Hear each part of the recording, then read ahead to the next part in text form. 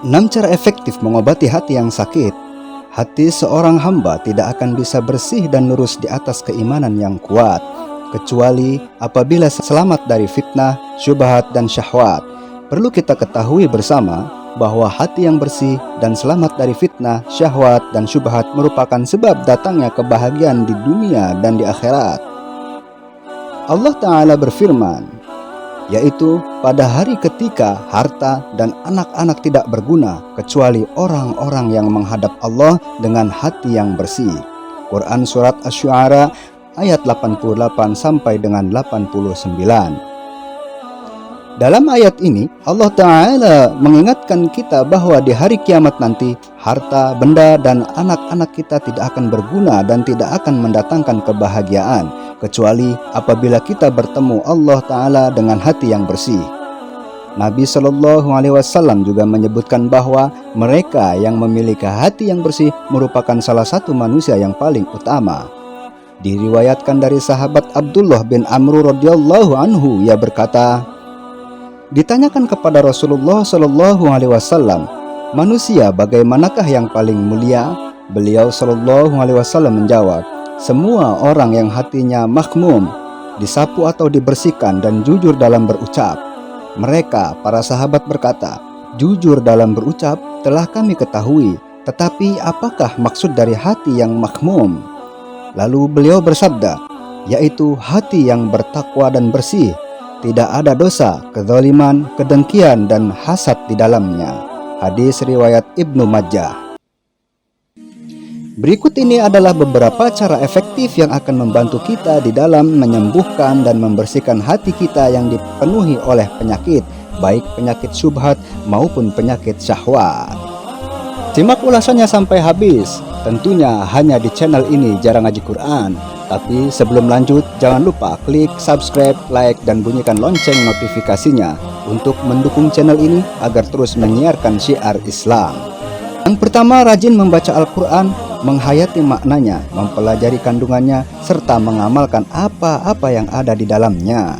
Seluruh manusia diperintahkan untuk beribadah hanya kepada Allah Ta'ala saja, dengan menjalankan seluruh perintah Allah Ta'ala dan meninggalkan larangan-larangannya.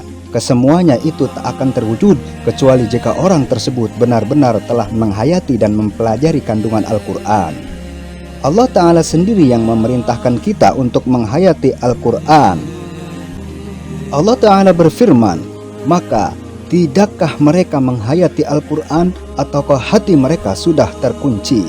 Quran Surat Muhammad ayat 24. Tidak diragukan lagi, menelaah dan menghayati makna ayat-ayat Al-Quran merupakan obat paling ampuh untuk menyembuhkan hati yang sakit lagi kotor.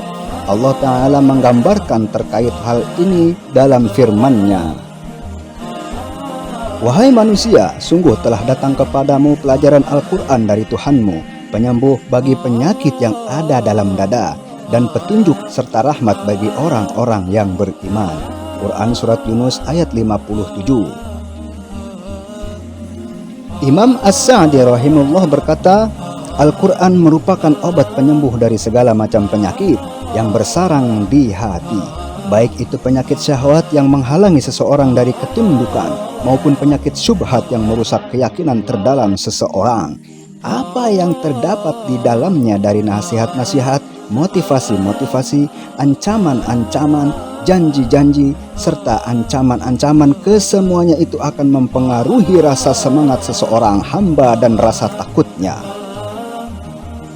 Jika hati ini telah sembuh dari penyakit-penyakit dan dipenuhi dengan kesehatan yang sempurna, maka seluruh anggota badan yang lain pun akan ikut membaik dan menjadi sehat. Karena sehatnya badan berasal dari sehatnya hati dan rusaknya badan pun berasal dari rusaknya hati. Tafsir As-Sa'idi halaman 367. Yang kedua, senantiasa berzikir dan mengingat Allah Ta'ala. Allah Ta'ala telah mengabarkan bahwa hati ini tak akan bisa tenang kecuali jika ia senantiasa berzikir dan mengingat Allah Ta'ala. Allah Ta'ala berfirman, ingatlah, hanya dengan mengingat Allah hati menjadi tentram. Quran Surat A'rad ayat 28. Allah Ta'ala juga memerintahkan kita untuk memperbanyak zikir. Allah Ta'ala berfirman, wahai orang-orang yang beriman, Ingatlah kepada Allah dengan mengingat namanya sebanyak-banyaknya. Quran Surat Al-Ahzab ayat 41. Tidaklah Allah memerintahkan sebuah amalan wajib kecuali pasti akan memberikan batas dan takarannya. Dan Allah Ta'ala akan memaklumi hamba-hambanya apabila ia memiliki uzur saat tidak melaksanakan kewajiban tersebut. Berbeda halnya dengan kewajiban berzikir. Allah Ta'ala tidak membatasi jumlahnya dan tidak pula memberikan uzur kepada orang-orang yang meninggalkannya, kecuali jika karena sebab hilangnya akal. Allah Ta'ala berfirman, ingatlah Allah ketika kamu berdiri, pada waktu duduk, dan ketika berbaring.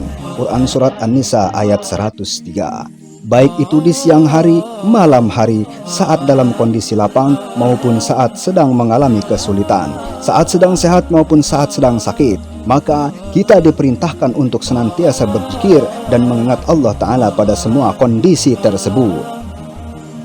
Ketiga, memperbanyak berdoa kepada Allah dan memohon kepadanya agar senantiasa diberikan hati yang sehat lagi bersih. Selalu mengingat bahwa hati kita berada di dalam genggaman Allah Ta'ala.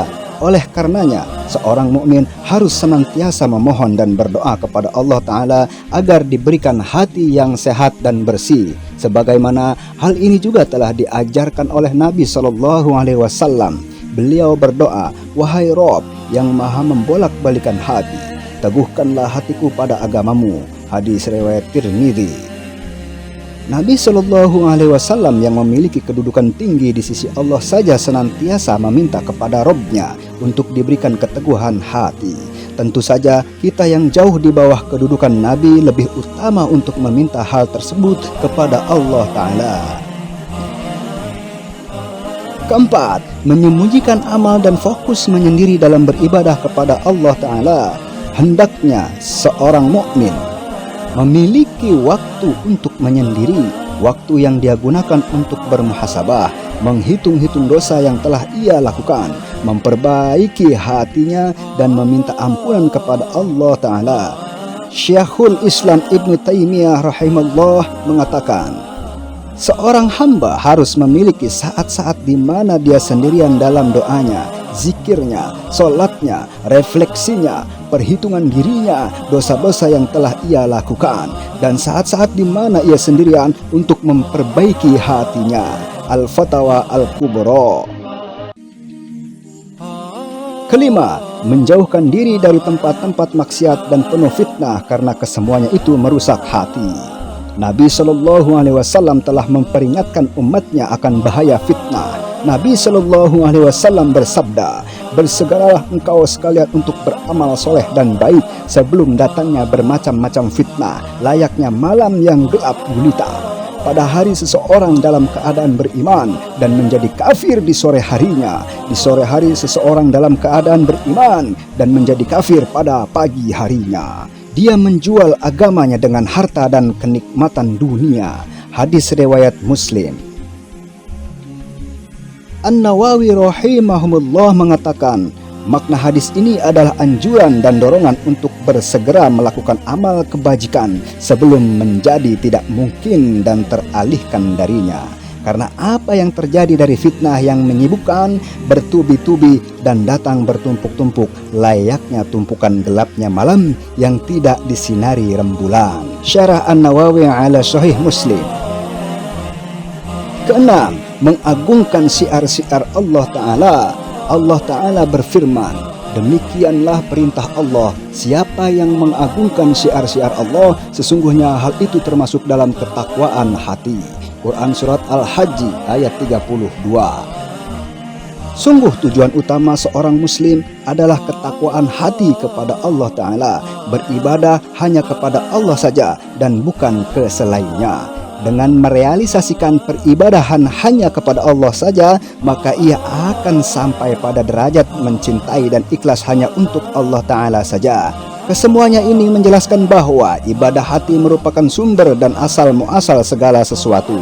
Sebagaimana sabda Nabi SAW yang tidak bosan-bosannya kita sebutkan, ketahuilah bahwa dalam tubuh manusia terdapat sepotong daging. Apabila daging tersebut baik, maka baik pula seluruh tubuhnya. Dan apabila daging tersebut rusak, maka rusak pula seluruh tubuhnya. Ketahuilah, segumpal daging tersebut adalah hati.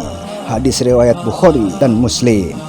Semoga Allah Ta'ala senantiasa menjaga hati kita semua dari penyakit-penyakit yang dapat merusak dan mengotorinya. Semoga Allah Ta'ala memberikan kita keistiqomahan berada di atas jalan kebenaran. Amin ya Rabbal Alamin. Wallahu alam bisawab.